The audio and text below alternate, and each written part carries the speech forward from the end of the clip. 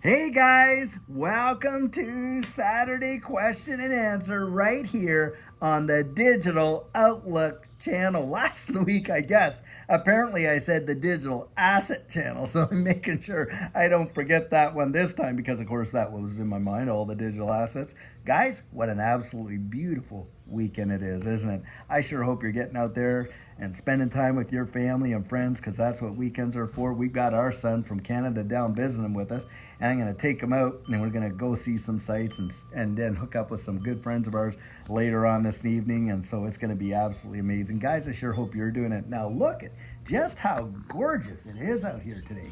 Absolutely beautiful, I'll tell you what. But I'm sitting over on this side because the heat over on that side, it is getting roasty and toasty, I'll tell you what. Now, guys, the question that we're going to address today, and it's a big one. And in fact, I had somebody ask it in the comments, and I answered it in the comments. But it is so vitally important to address, and I want to get it out there to the broad audience because this is a big one. And it has to do with the whole idea of the on-demand liquidity and the escrow and things like that. Now, in the question that came out, it was more like a question comment, but basically the idea was that, hey, maybe Ripple's not dumping their XRP on the retail market, but on-demand liquidity partners are, and that what they're doing is they're going, Ripple is selling it to ODL, and then ODL as institutional buyers are able to go and dump that, on us as retail. And what the person was saying there is, hey, with all these institutional buyers, and that's why they want it sealed up because they don't want us to know who's dumping on us and this and that. Guys, I answered that question with this. Now, this whole deal where they're asking to seal various things in the SEC case, of course, with respect to the remedy phase and all that, and Ripple has asked to seal the identities of the original institutional buyers. That is because, guys, look, you have got some non-disclosure agreements out there between some of these institutional buyers that have purchased a lot of XRP way back in the beginning. And those are the ones that Judge Torres was saying, hey, maybe those did represent, securities transactions. Of course, that's what the SEC is trying to push because these guys were institutional buyers back in the beginning and they hold part of the escrow. And I think, and I put back and I said, listen, Ripple's asking to seal that up so that they can, kind of keep that identity of those individuals because they are under contract. And the thing is, the court will probably allow them to do that, and I don't think the SEC is going to dispute it either. But it's not because they're trying to hide current ODL partners and who they are, because these guys are buying it and dumping it on us. And why is that? Well, under the agreements, a lot of contracts for the ODL purchases prevent these ODL partners around the wide world, like SBI Remit and different ones like that, and Ripple's coming out and fully disclosing who these people are. They are under contract. They cannot just dump it on retail exchanges because they're under contract with that. And if they are going to sell it, well, hey, they have to go back, and they'll go back to Ripple to kind of like, hey, take what we didn't use and all not. And remember this, ODL, there are literally a lot of companies, by the way, you can even look at this on Ripple's website, they lease the XRP. Why? Because they're only going to be utilizing it for a very short period of time, but it does not diminish the use case of that XRP and the value of that XRP, whether it's leased or it is sold. Now, does Ripple sell XRP to their on-demand liquidity partners? Absolutely. In fact, you can go back and you can see some quarters where they have sold hundreds of millions of dollars worth of XRP to the on-demand liquidity partners, and big-time banks just recently came out, all these financial institutions, and absolutely said, hey, they are out there buying billions. They have billions of dollars of holdings in XRP. Now, they're not out there dumping it on retail like these guys are trying to say, and that's all what's going on. And that is not what's going on.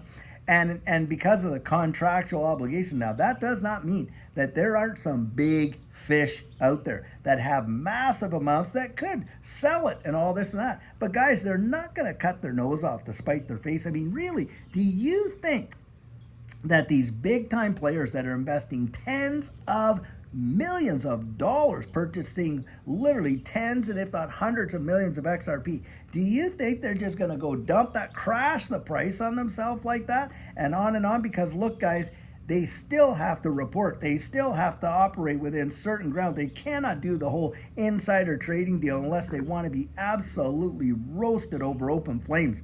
And this is where a lot of people are not understanding how these markets work. And it's so vitally important that you do, because a lot of times people see these prices and they see the volumes that are going through, and they don't correlate the derivative market for XRP. And there is one. Look into it. Go and research that. There is a derivative market for XRP, and you're seeing absolute amazing jumps in volume when it comes to these derivative markets and all of that.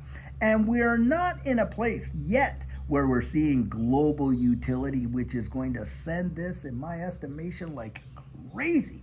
And I genuinely believe a day is going to come when we are absolutely going to look back and think, my, oh my, you got XRP for what price? People will not fathom it. Just think about this. There's an article not too long ago, really amazing, and you can Google this and find the article, where $5 had bought 5,000 Bitcoin, and 13 years later, that $5 investment for the 5,000 Bitcoin was worth over $300 million. Nobody, and I mean nobody, in their right mind even imagined the possibility for that. So for me, when I think of the global money supply, we're talking trillions upon trillions upon trillions into the quadrillions when you think of derivatives. It is not so far stretched to see perhaps a 3, 4, perhaps even a 5-digit XRP down the road. Now, do we know when that's going to happen? Of course we don't. But when you're thinking of how this world is changing and what we're transitioning into the future, I would not put it past the possibility of that happening. And this is where I'm really saying, and if you're not going to take the time to do it, then I don't know what you're doing in this space. But if you're out there and you're listening to folks like me on YouTube and you're getting confluence, that's great. But don't make investment decisions based on that. Go out and research it. I would never, and I mean this, never would I make an investment based on somebody else's conviction, right? I want to build up my own confidence and make an investment based on that. And isn't it true that the answers that we find for ourselves are the ones we genuinely trust the most? Why? Because we put in the time, we put in the effort, we actually put in the currency that was needed to get to that confidence. That's why. And that's why it's so vitally important that you go out and do it. Now, when you see these questions and comments come in like that, it's almost a telltale that the person genuinely has not taken enough time to go out and research it in a way. And I certainly don't mind addressing questions. I mean, hey, that's why we have Saturday Q&A and stuff like that. But it's to encourage you to dig deeper and to get out there and really research it. We don't want to be the kid that is going to their mother and saying, "Hey, Mom, how do you spell hypothesis?" "Oh, well, Mom tells him how to spell hypothesis." Then the next time he's right, "Well, Mom, how do you spell hypothesis?" "Well, and eventually he's going to say, "Get a dictionary and go look it up." Isn't that what they told us as kids? Guys, why? Because you never forget it. When you invest the time, you get it right in there. And you know that that's the answer. And this is where I'm always out encouraging people to do that. I'll tell you what. Now, something else really big in terms of question and answer, of course, is what we tried to address before, is when. Because a lot of people want to know, well, when is this thing really going to blow up? Guys, I don't think in terms of linear time, like, month, day, hour, minute, all that kind of stuff, week, all that. No, I don't think like that. What I think about is environment. And the environment that you are going to see these things literally explode in a big way. Number one, the sentiment's going to be there for sure, right? Number two, you're going to see some inverse correlations with the DXY dropping way down. That has happened every single time. When the dollar starts to fall, boy, these markets start to roar. So that's one. And a couple right there. Second to that, we're going to have to see some real regulatory clarity and in a big way. Why do we need that regulatory clarity? Well, guys, we need it for the institutions that are really, like I'm talking the hedge funds and, the pension plans and all these that are under fiduciary responsibility. They can't touch this with a 10-foot pole, but get this. Last week, we reported it.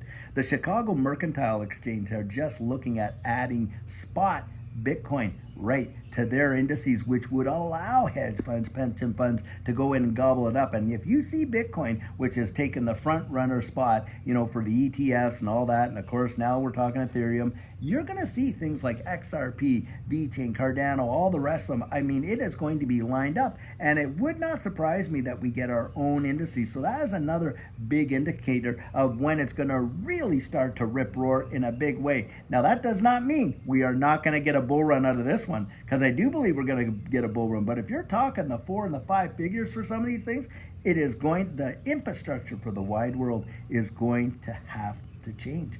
And on top of that, you are going to need to see development on these things where people are literally using all these decentralized applications just as seamlessly as we use the apps on our phone right now. That is big, and you're going to have to be able to interoperate between the various ecosystems like XRP to XLM to Cardano to XDC to all these other ones, VeChain or whatever else. You're going to have to be able to see that where that is interoperable. Now, having said that, that is one reason why I really like Quant. Now, I don't do a lot of talking about Quant. I have done a video or two on it if you go way, way back. But the reason I like Quant is its over ledger technology. You can literally develop and release dApps simultaneously on multiple various blockchain ecosystems at the same time, utilizing that over ledger technology. And think about this, there's only ever going to be 14 million Quant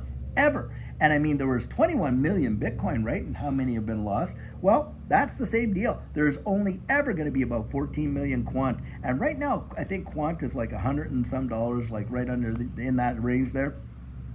And to me, I look at the ecosystem, and there's another one. Just go research it and stuff like that. That's what I say. Guys, just get out there and do your digging. Get out and do your digging. Make the time for it. Look, you're the ones taking the risk, aren't you, with your investments?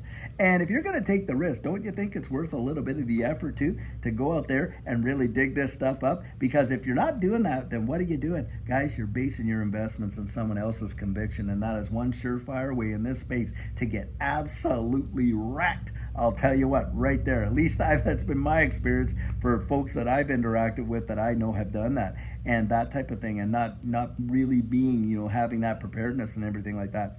Guys, get out there. Do your very, very best. But I love the questions. Keep firing them at me. I'll keep answering them, and at the same time, keep encouraging you to go out and dig those answers up. So, guys, I'll tell you what. Tomorrow we got our Sugar on Sunday, where we're going to have some amazing nuggets of encouragement to share in there, and really hope until then, guys, you're having a fabulous one. You're enjoying beautiful weather like we have here, or you're out there spending time with your friends and family. And guys, that's what it's all about, isn't it? A lot of us are into this space because we have goals of getting to a place of financial security for what? You know what the number one that I hear all the time? I want more time with those I love. Guys, take that time today. Just invest in it. I'll tell you, it's one of those things that costs you so little, but pays amazing lifelong dividends, to be sure. So guys, until later on, and until tomorrow, and of course next week, have a fabulous one, and take care.